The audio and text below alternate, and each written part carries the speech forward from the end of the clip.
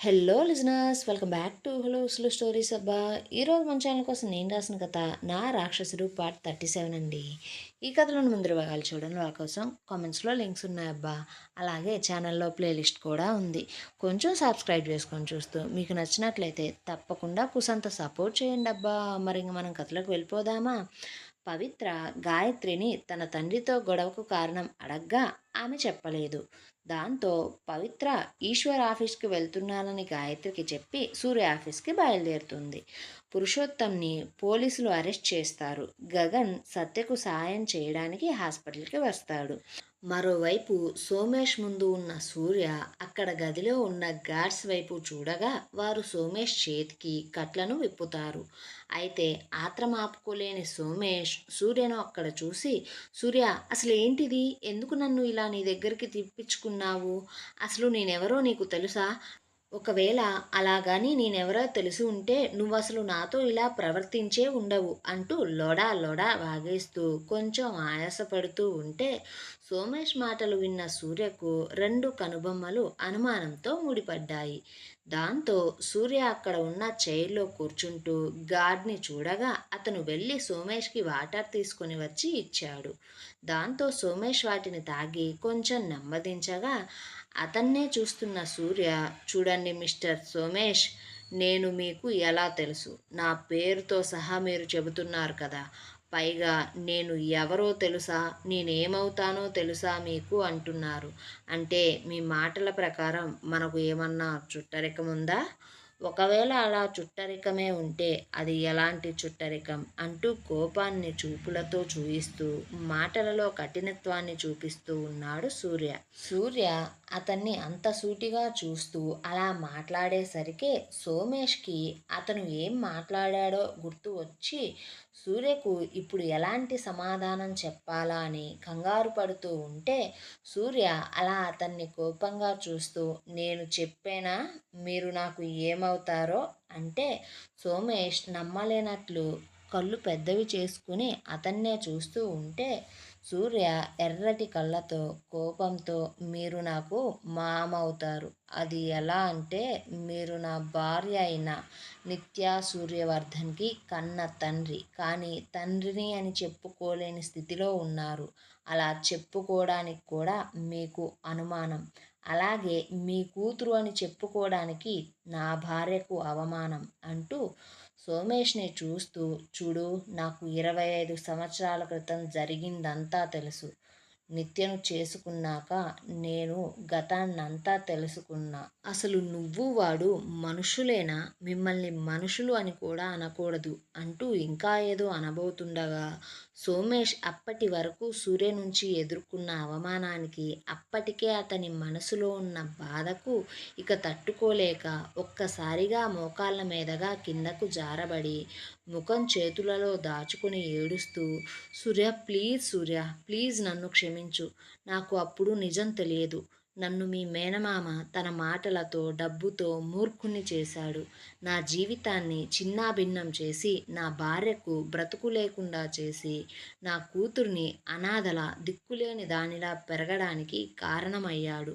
నేనే నా జీవితాన్ని నా చేతులారా చెప్పుడు మాటలతో పాడు చేసుకుని నా భార్యను కోల్పోయా. నా కూతురికి బాల్యాన్ని నరకంగా చేశా అంటూ ఏడుస్తూ ఉంటే సూర్య అతని మాటలకు మనసులో ఆలోచనలో పడినా సరే అతని మెదడు మాత్రం సోమేష్ని నమ్మడం లేదు. దాంతో సూర్య, ఇక చాలు నీ దొంగ ఏడుపులు. ఏదో పశ్చాత్తాపడుతున్నట్టు మాట్లాడుతున్నావే కానీ నా నుండి తప్పించుకోవడానికే నువ్వు ఇదంతా చేస్తుంది. అసలు నిన్ను ఎవడూ నమ్మడు. ఇప్పటికీ కూడా నువ్వు ఈశ్వర్ మనిషివే. అందుకే అతను రమ్మనగానే ఎగేసుకుంటా ఇండియాకి వచ్చేసావు. ఇప్పటికీ సిగ్గు లేకుండా ఇంకా ఆ ఇంట్లోనే ఉంటూ మమ్మల్ని దొంగచాటుగా చూస్తూ మా ఇద్దరినీ ఫాలో అవుతున్నావు. అసలు మీ ప్లాన్ ఏంటి? ఎందుకు ఇంత సడన్గా నిన్ను విదేశాల నుంచి ఈశ్వర్ మామ ఇండియాకి రప్పించాడు అంటూ అడగ్గా సోమేష్ సూర్య మాటలకు విరక్తిగా నవ్వుకుంటూ, నేను ఒకప్పుడు నిజం నమ్మక తప్పు చేశా. ఇప్పుడు నిజం తెలిసి నేను తప్పు చెయ్యను. సూర్య ప్లీజ్, నేను చెప్పేది కొంచెం విను. ఆ తరువాత నమ్మాలా లేదా అనేది నీ ఇష్టం. కానీ నాకు కనీసం మాట్లాడే అవకాశాన్నివ్వు. ఒకప్పుడు నేను ఆ అవకాశాన్ని నీలాంబరికి ఇవ్వకే ఈరోజు నా జీవితం ఈ స్థితికి వచ్చింది అంటూ దీనంగా బ్రతిమలాడగా సూర్య సోమేష్ మాటలకు కొంచెం కరిగి అతన్ని చెప్పు అన్నట్లు చూడ్డంతో సోమేష్ అతనికి డిఎన్ఏ శాంపిల్ నుంచి సూర్య ఇప్పుడు కిడ్నాప్ చేయించడం వరకు మొత్తం పూసగుచ్చినట్లు చెప్పేసి, చూడు సూర్య, నేను చేసిన తప్పులకు నాకెలాంటి శిక్ష నువ్వు వేసినా సరే నేను అనుభవిస్తా. కానీ ఒక్కసారి నా కూతురుతో నోరారా నాన్న అని పిలిపించవా? ఆ తరువాత నువ్వు నన్ను చంపినా సరే నాకెలాంటి ఇబ్బంది ఉండదు. కానీ మీరు నన్ను చంపడం కన్నా ముందే నేను ఆ ఈశ్వర్ని ప్రాణాలతో ఉండనివ్వను అంటూ ఉంటే సూర్య అతని బాధకు మాటలకు సోమేష్ని నమ్ముతూ, చూడు, తప్పులు అందరూ చేస్తారు, కానీ తప్పులు తెలుసుకొని దిద్దుకునేవాడే నిజమైన మనిషి అవుతాడు. నువ్వు చేసిన పనులకు నీకు శిక్ష నీ కూతురు ఎడబాటుతోనే ఆ దేవుడు వేశాడు. దిక్కు మొక్కు లేనివాడిలా ముక్కు మొహం తెలియని చోట 25 బ్రతికావు. అంతకు మించి నీకు శిక్ష ఇంకేముంటుంది? శిక్ష అనుభవించాల్సిందల్లా ఇక ఒక్క ఈశ్వర్ మామ మాత్రమే అంటూ సూర్య సోమేష్ని పైకి లేపి కుర్చీలో కూర్చోబెడుతూ ఈశ్వర్ని ఎలా దెబ్బ కొట్టాలో అందుకు తగ్గ ప్లాన్ వేస్తూ, చూడండి మామయ్య, మీరు ఈశ్వర్ మామతో ఉంటూ అతని కదలికలను అతని ప్లాన్స్ను నాకు తెలియజేయండి. అప్పుడే మనం మామను తిరిగి లేవలేని దెబ్బ కొట్టచ్చు అంటూ చెప్పి వారు దాని గురించి మాట్లాడుకొని నెంబర్స్ని ఇచ్చిపుచ్చుకున్నారు. ఆ తరువాత ఎవరి దారిన వారు వెళ్ళిపోగా అప్పుడే సూర్య నిత్య కోసం పవిత్ర సూర్య ఆఫీస్కి వచ్చి అక్కడ స్టాఫ్ని అడగ్గా వారు సరైన సమాధానం చెప్పకపోయేసరికి ఆమె చిరాకు పడుతూ నేరుగా సూర్య క్యాబిన్లోకి వెళ్ళగా అక్కడ ఆమెకు నవీన్ కనిపించడంతో అతన్ని అడగ్గా నవీన్ మొదట ఆమెను మాటల్లో పెట్టి సూర్యకు ఆమె వచ్చిన విషయం అంతా మెసేజ్ చేసి ఇప్పుడు ఏం చేయమంటారు అంటూ అడగ్గా సూర్య ఆ మెసేజ్ని చూసి 2 నిమిషాలు ఆలోచించుకున్న తర్వాత రిప్లై పంపుతూ తనకు నిత్య ఉన్న ప్లేస్ చెప్పు అంటూ మెసేజ్ చేశాడు. దాంతో నవీన్ పవిత్రకు అడ్రస్ చెప్పి పంపగా పవిత్ర నేరుగా నవ్య బొటిక్ దగ్గరకు బయలుదేరింది. ఇంకోవైపు వైభవ్ లోపలికి వచ్చిన ఈశ్వర్ని చూస్తూ వెటకారంగా, ఏంటి విమానం ఏమన్నా ఎక్కొచ్చారా, ఇంత తొందరగా వచ్చారు అంటుంటే వైభవ్ని కోపంతో చూస్తున్న ఈశ్వర్, చూడు వైభవ్, మాటలు ఇక చాలు, నువ్వు నా కూతురు ఎక్కడుందో చెప్పు. అసలు నువ్వేమనుకుని ఇంత ధైర్యం చేశావు? నీకు తనేమవుతుంది? ఆఫ్టర్ ఆల్ ఒక అనాథ కోసం నా కూతుర్నే ఇబ్బంది పెడతావా? అసలు నీకు ఆ నిత్యకు ఎలాంటి సంబంధం ఉంది అంటూ మాట్లాడుతూ ఉంటే వైభవ్ కోపంగా అతన్ని చూస్తూ, చూడండి, తను నా ఫ్రెండ్, ఇంకొకసారి నిత్యను ఏమన్నా అంటే అంటూ ఇక ఆ మాటలను అక్కడితో ఆపేసి, చూడండి ఈశ్వర్, నాకు ఒకే ఒక్క ప్రశ్నకు సమాధానం చెబితే నేను నీ కూతురు ఇప్పుడు ఎక్కడ ఉందో మంచిగా చెబుతా. లేకపోతే తను చేసిన ఫ్రాడ్ పనిని నేను నేరుగా న్యూస్ ఛానల్స్కి ఇస్తా. అలాగే ప్రూఫ్స్తో సహా సూర్య కుటుంబానికి కూడా చెబుతా అంటే ఈశ్వర్ అతని మాటలకు భయంగా తన పరువు, కూతురు పరువు ఎక్కడ పోతుందో అని, తన కూతురు భవిష్యత్ ఎక్కడ చేజారిపోతుందో అన్న భయంతో గొంతు తడబడుతున్నా సరే కొంచెం ధైర్యం తెచ్చుకొని, సరే వైభవ్, నువ్వు అడగాలి అనుకున్న ప్రశ్న ఏంటో అడుగు అంటే వైభవ్ అతన్నే చూస్తూ, నిత్య గతమేంటి, తన తల్లిదండ్రులెవరు, నిత్యకు సూర్య ఇంటి పనివారికి ఉన్న సంబంధం ఏంటి అంటూ వైభవ్ అడగగానే ఈశ్వర్కి అతనికి కావాల్సిందేంటో అర్థమయ్యి, అసలు అదంతా నీకెందుకు వైభవ్, నాకు సరైన కారణం చెబితేనే నేను దానికి సమాధానం చెబుతా అనడంతో వైభవ్ ఒకే ఒక్క మాటలో, చూడండి ఈశ్వర్, నాకు సూర్యకు అస్సలు పడదు. సూర్య నిత్యతో అంత సంతోషంగా జీవించడం నాకు అస్సలు నచ్చలేదు. వాడికి నాకు పర్సనల్గా, ప్రొఫెషనల్గా చాలా గొడవలే ఉన్నాయి. వాడి వల్ల నేను నా జీవితంలో, వ్యాపారంలోనూ చాలా నష్టపోయా. నాకు కావాల్సినవి 2 సార్లు నా చేయి నుంచి జారిపోయాయి. అందుకే నాకు నిత్య గతం తెలియాలి. ఆ గతాన్ని నేను తెలుసుకుంటే నిత్యకు సూర్యకు మధ్య దూరం తీసుకుని రాగలను. ఎందుకంటే నిత్య నేను మంచి ఫ్రెండ్స్. నాకు కావాల్సిందల్లా వాడు సంతోషంగా ఉండకుండా ఉండడమే. అంతకు మించి ఇక నాకు ఎలాంటి ఉద్దేశం లేదు మీ ఫ్యామిలీ వ్యవహారాలలో తలదూర్వాలన్నా ఇంట్రెస్ట్ నాకు అస్సలే లేదు అనగానే ఈశ్వర్ కొంచెం ఊపిరి తీసుకుని కాగల కార్యం గంధర్వులే తీరుస్తారు అన్నట్లు వాళ్ళను వీడు విడగొడితే మట్టి మన చేతులకు అంటకుండా పని ముగిసిపోతుంది అని మనసులో అనుకున్న ఈశ్వర్ జరిగిన విషయం మొత్తం చెప్పి, చూడు వైభవ్, నాకు నా కూతురు సంతోషం మాత్రమే ముఖ్యం. అందుకు నేను ఏమైనా చేస్తా. అలాగే నా గురించి నా కూతురికి తెలియకుండా ఉండడం కూడా నాకు ముఖ్యమే. కాబట్టి నువ్వు ఈ నిజాన్ని నా కూతురుతో చెప్పకు. ఈ నిజాన్ని అడ్డు పెట్టుకొని నిత్యను సూర్యను దూరం చేయి. నాకు అది చాలు. నువ్వు ఈ పని చేస్తే నేనే వ్యాపారపరంగా నీకు సాయం కూడా చేస్తా. మనం చేసే పని ఒకటే కాబట్టి, ఉద్దేశము ఒకటే కాబట్టి మనం కూడా ఒకటిగానే పని చేద్దాం. అప్పుడు పని ఇంకా తేలికవుతుంది. వాళ్ళు త్వరగా విడిపోతారు. నువ్వు నిత్య వైపు నుంచి నరుక్కుంటూ వస్తే నేను సూర్య వైపు నుంచి పాములు కదుపుతూ వస్తా అంటూ చెప్పడంతో వైభవ్ ఈశ్వర్ చేసిన పనికి మనసులో అతన్ని పిచ్చిగా తిట్టుకుంటూ, వయసులో నానా పాపాలు చేసి ఇప్పుడు తన కూతురు విషయంలో కూడా అదే చేయాలని చూస్తున్నావు అంటూ ఒకలాంటి ఆలోచన అతనికి వస్తున్నా సరే ఆ ఆలోచనలను సూర్య మీద కోపం అధిగమిస్తూ ఉంది.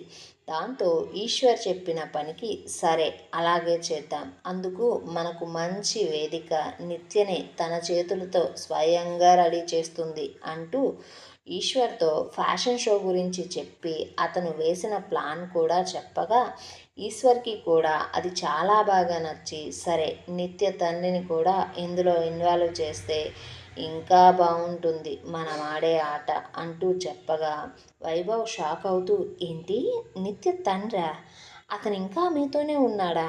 అంటే అంటే దీని అర్థం ఏంటి అనగానే ఈశ్వర్ చిన్న నవ్వుతో, అసలు ఆ సోమేష్ గాడికి ఈ విషయాలు ఏవీ తెలియదు. వాడు ఇప్పటికి కూడా నా చెప్పు చేతల్లోనే ఉన్నాడు. సో ఈ పని మనకు ఇంకా తేలికవుతుంది అనడంతో వైభవ్ కూడా సరే అన్నాడు. దాంతో ఈశ్వర్ కూతురు గురించి అడగ్గా వైభవ్ నవ్వుతూ అసలు రాత్రి నుండి ఇప్పటి వరకు ఏం జరిగిందో చెప్పగా అతని మాటలు విన్న ఈశ్వర్కి కొంచెం భయము కోపము వచ్చింది. ఆ ఫీలింగ్స్తోనే వైభవ్ని కొంచెం బెదిరిస్తున్నట్లు చూస్తూ, చూడు, ఇలా మీరు రాత్రంతా ఒకే చోట ఒకే రూమ్లో ఉన్న విషయం నువ్వెవ్వరికీ చెప్పద్దు అంటూ చెప్పి ఇక అక్కడ నుండి వెళ్ళిపోతూ ఉంటే అతనికి అదే సమయంలో సోమేష్ నుంచి కాల్ రాగా సోమేష్కి వైభవ్ని పరిచయం చేయాలి అని భావించిన ఈశ్వర్ అదే విషయాన్ని వైభవ్తో చెప్పగా వైభవ్ కూడా సోమేష్ని ఆఫీస్కి పిలవమన్నాడు. దాంతో ఈశ్వర్ సోమేష్కి విషయం చెప్పగా అలా సోమేష్ వైభవ్ దగ్గరికి బయలుదేరగా ఇంతలో సూర్యకు కొన్ని వివరాలు ఫోన్ ద్వారా నవీన్ పంపడంతో అతను వాటిని చూసి చాలా కన్నింగా నవ్వుకుంటున్నాడు. మరోవైపు నిత్యను కలవడానికి వచ్చాను అంటూ బొటిక్లోకి అడుగు పెడితే నామోషీగా ఉంటుంది అని భావించిన పవిత్ర అక్కడ బట్టలు కొన్నట్లు నటిస్తూ అనుకోకుండా చూసినట్లు సీన్ క్రియేట్ చేసి నిత్య దగ్గరకు వెళ్ళి సెటిల్ అయిపోయింది పవిత్ర. అలా నిత్యతో పవిత్ర పరిచయం పెంచుకుంటూ తనకు యాప్స్ క్రియేషన్ అంటే చాలా ఇష్టమని, కానీ తనకు బేసిక్స్ కూడా తెలియవని, అలాగే తనకు ఫ్యాషన్ డిజైనింగ్ అన్నా కూడా ఇష్టమని కొన్ని రోజులు ఒక కోర్స్ కూడా చేశానని నవ్యతో నిత్యతో మంచిగా పరిచయం ఏర్పరచుకొని ఆయా రంగాలలో మెలకువలు కావాలంటూ పవిత్ర వారితో మాట్లాడుతూ ఉంటే నవ్య ఆమెను కింద నుండి పైదాకా చూస్తూ, చూడు పవిత్ర, నీ ఫిజిక్ చాలా అంటే చాలా బాగుంది. అలాగే నువ్వు కూడా చాలా బాగుంటావు కూడా. ఎలాగో వీటి గురించి తెలుసుకోవాలంటున్నావు కదా, మరి నువ్వు కూడా ఎందుకు ఈ షోలో పాల్గొంటూ ర్యాంప్ వాక్ చేయకూడదు? ఈ పని చేస్తే మెలకువలు వాటంతటా అవే తెలుస్తాయి కదా అంటూ చెప్పడంతో డాక్టర్ చెప్పింది పెరుగన్నమే, రోగికి కావాల్సింది పెరుగన్నమే అన్నట్లు చివరికి పవిత్రకు వారితో మంచి పరిచయం పెరిగే అవకాశం వారే ఇచ్చారు. దాంతో పవిత్ర నవ్య దగ్గరకు వెళ్ళి తనకు కావాల్సిన డిజైన్స్లో కలర్స్లో కాస్ట్యూమ్స్ చెప్పి తన కొలతలు కూడా ఇచ్చి తన డ్రెస్ డిజైన్ చేయించుకుంటూ సరదాగా వారితో నవ్వుతూ మాట్లాడుకుంటూ ఉన్నారు. నిత్య అక్కడున్న ప్రతి ఒక్కరితో కల్మషం లేకుండా మాట్లాడుతూ కలిసిపోవడం చాలా బాగా అనిపించింది పవిత్రకు. పవిత్రల ఒక్కటే కూర్చుంటూ బోర్ కొడుతుంది అని చెప్పడంతో ఆమెకు కూడా కొన్ని పనులను చెబుతూ, చూడు పవిత్ర, నువ్వు ఈ సిటీలో ఉన్న టాప్ మోస్ట్ బిజినెస్ మ్యాన్ల అడ్రస్లు అన్నీ నోట్ చేసి పెట్టు, ఇన్విటేషన్స్ పంపడానికి అని చెప్పి తనకు పనిని కురుబాయించింది. దాంతో పవిత్ర వారి గురించి రాస్తూ నవ్య, విక్కీ, నిత్య మాటలలో వారు ఎలాంటి ఉద్దేశంతో ఈ పనిని చేస్తున్నారో, నిత్య ఎలాంటి ఆలోచనలతో వారికి సాయం చేస్తుందో కొంచెం తెలుసుకోగానే ఆమెకు మనసులో జలసీ ఫీల్ వస్తూ ఉంది. దేవుడు నాకు అందం మాత్రమే ఇచ్చాడు, కానీ నీకు అందంతో పాటు తెలివిని, ఆత్మ సౌందర్యాన్ని, ఎదుటివారిని ఆకట్టుకునే బుద్ధిని, సమయస్ఫూర్తిని కూడా ఇచ్చాడు. కానీ నేను నిన్ను ఎలా అయినా సరే, ఏం చేసైనా సరే ఓడించి నా భావను నేను సొంతం చేసుకుంటా అంటూ ఆలోచిస్తూ మనసులో ఒక ఆలోచనకి వచ్చిన పవిత్ర, నిత్యక్క, నాకు ఇప్పుడు కాలేజ్ కొన్ని రోజులు జరగదు, అందుకే నేను నీతో ఉండొచ్చా అంటే ఆఫీస్ వర్క్తో పాటు ఇలా ఎన్జిఓలకు కూడా నేను సర్వీస్ చేద్దాం అనుకుంటున్నా, అందుకే అంటూ చెప్పగా నిత్య తనను పవిత్ర అక్క అన్న మాట దగ్గరే ఆగిపోయి పవిత్రను చాలా అభిమానంగా చూస్తూ సరే అనింది. దాంతో పవిత్ర తన ఆలోచనలతోనే మనసులో పేకమేడలు కడుతూ ఉంది. ఇంతలో అక్కడికి సూర్య వచ్చి అక్కడ పవిత్ర ఉండడం చూసి చాలా సర్ప్రైజ్గా ఫీల్ అవుతున్నట్లు మాట్లాడుతూ, ఒకప్పుడు ఆమె చిన్నతనంలో వేసిన వేషాలను చెబుతూ ఆట పట్టిస్తూ ఒక కంట తనను, తన హావభావాలను గమనిస్తూ ఉన్నాడు. ఇంకోవైపు సోమేష్ వైభవ్ ఆఫీస్కి చేరుకున్నాడు. హాస్పిటల్లో ఉన్న సుప్రజకు అప్పుడే మెలకువ వస్తూ సత్య సత్య అంటూ పిలుస్తూ ఉంది చిన్నగా. మరోవైపు దామిని ఇంటికి మోహన్ మనస్సులో చాలా భయంతో వచ్చాడు. ఏమండోయ్, మరి ఇప్పుడు కథలో తరువాత ఏం జరగబోతుందో తెలుసుకోవాలంటే మన ఛానల్ని సబ్స్క్రైబ్ చేసి కథలో తరువాత ఏం జరిగితే బాగుంటుంది అని మీరు అనుకుంటున్నారో కొంచెం అంత కామెంట్ చేసి చెప్పండి. అలాగే మీకు కథ కనుక నచ్చినట్లయితే మీకు తెలిసిన సోషల్ ప్లాట్ఫామ్ మీద కథను కొంచెం షేర్ చేయండి అబ్బా.